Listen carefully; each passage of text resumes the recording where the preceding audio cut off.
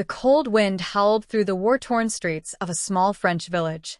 Smoke curled from the shattered remains of buildings, and the distant thud of artillery fire echoed through the hills.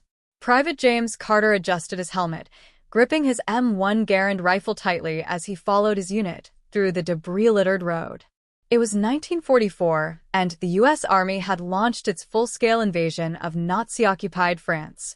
James, a farm boy from Nebraska, had never imagined himself standing in the midst of such devastation. He had enlisted with dreams of heroism, of defending freedom, but nothing had prepared him for the raw horror of war.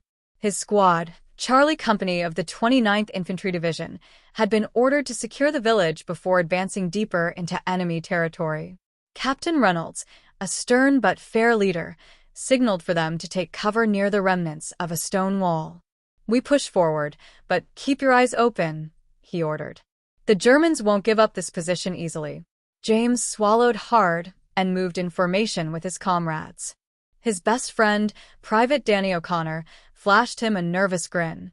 "Ain't exactly the farmland back home, is it?" James shook his head. "Not even close."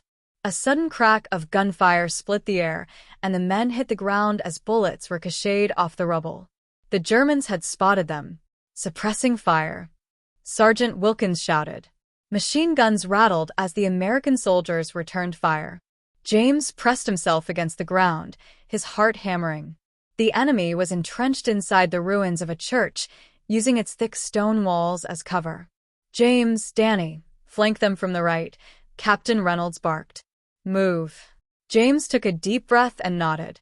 Crawling through the rubble, he and Danny maneuvered their way around the church.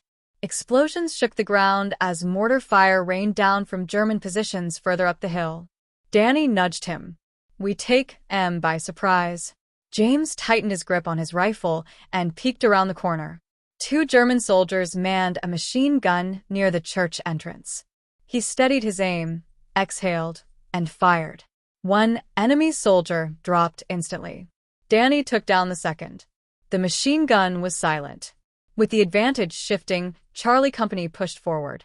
The battle raged for what felt like hours.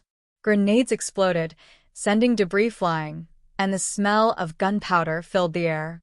James fired until his hands were sore, his body moving on sheer adrenaline.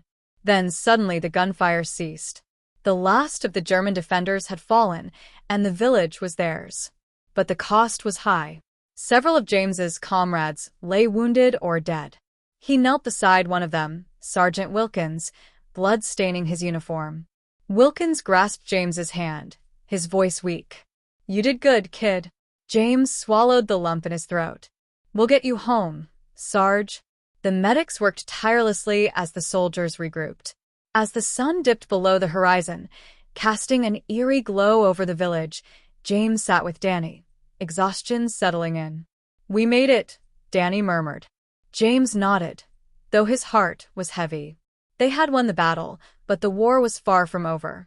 Tomorrow, they would march forward, deeper into enemy lines, toward an uncertain fate. Yet, as James looked at his fellow soldiers, men who had faced hell and still stood, he knew one thing: they would keep fighting. For their fallen, for their families, and for the dream of victory. The echoes of valor would live on.